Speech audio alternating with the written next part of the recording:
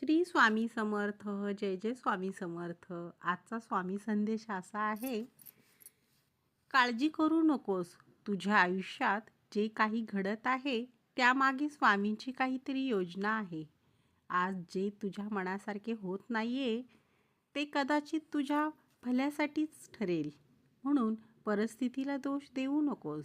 स्वतःला कमी समजू नकोस. आशा सोडू नकोस. तू फक्त तुझं कर्म प्रामाणिकपणे करत राहा. बाकीचे स्वामींवर सोपव.